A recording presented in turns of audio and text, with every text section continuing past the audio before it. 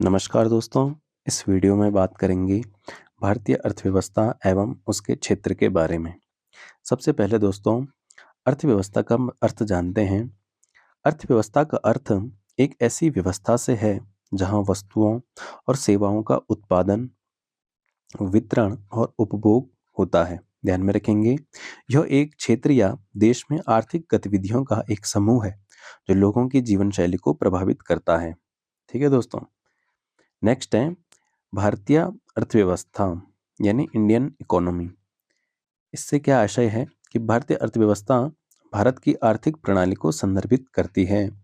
इस देश के भीतर इसमें देश के भीतर वस्तुओं और सेवाओं के उत्पादन, वितरण और उपभोग जैसे विभिन्न पहलू शामिल हैं। दोस्तों, जो अर्थव्यवस्था इसमें प्रमुखतः उत्पादन, वितरण और उपभोग जैसे विभिन्न पहलू शामिल हैं। इसको ध्यान में रखेंगे। इसके बाद है भारत की अर्थव्यवस्था एक मिश्रित अर्थव्यवस्था है। जो भारत की अर्थव्यवस्था कैसी अर्थव्यवस्था है, वह एक मिश्रित अर्थव्यवस्था है जिसमें बढ़ते निजी क्षेत्र के साथ साथ एक महत्वपूर्ण सार्वजनिक क्षेत्र भी शामिल है। ठीक है, इसमें सार्वजनिक निजी क्षेत्र के साथ सार्वजनिक क्षेत्र भी शामिल है। भारत की अर्थव्यवस्था में मुख्यतः 3 क्षेत्र शामिल हैं जिनके बारे में हम आगे जानते हैं। सबसे पहला है प्राइमरी सेक्टर, जिसे प्राथमिक क्षेत्र भी कहते हैं।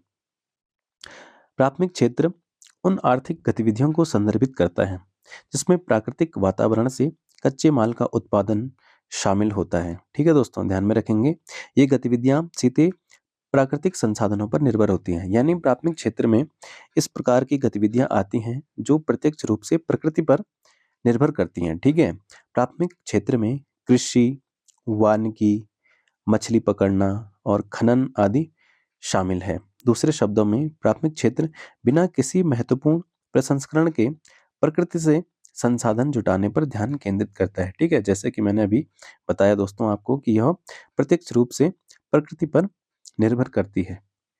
इसके बाद दोस्तों नेक्स्ट है सेकेंडरी सेक्टर यानी द्वितीयक क्षेत्र। ठीक है,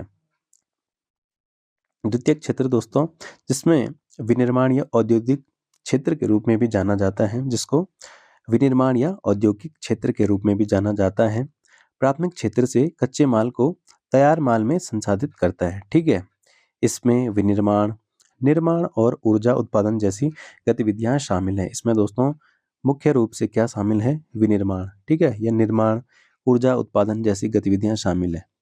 उदाहरण ऑटोमोबाइल उत्पादन हो गया, कपड़ा उद्योग हो गया, केमिकल इंजीनियरिंग, धातु कार्य और प्रगलन, भवनों एवं बुनियादी ढांचे का निर्माण करना। ठीक है, यह मुख्यतः दोस्तों किससे संबंधित है? निर्माण से संबंधित है। निर्माण कार्य जितने भी प्रकार के होते हैं वह द्वितीयक क्षेत्र से संबंधित होते हैं। ठीक है, नेक्स्ट है दोस्तों टेरिटरी सेक्टर यानी तृतीयक क्षेत्र। तृतीयक क्षेत्र जिसे सेवा क्षेत्र के रूप में भी जाना जाता है, अर्थव्यवस्था का तीसरा हिस्सा है दोस्तों यह, जो वस्तुओं के उत्पादन के बजाय सेवाएं प्रदान करने पर अधिक ध्यान केंद्रित करता है। ठीक है, यह सेवाओं से संबंधित क्षेत्र है दोस्तों, ध्यान में रखेंगे। इसमें खुदरा स्टोर, मनोरंजन, बैंक, बीमा कंपनियां, अस्पताल, स्कूल और विश्वविद्यालय सेवाएं शामिल हैं। ध्यान में रखेंगे, इंपॉर्टेंट है।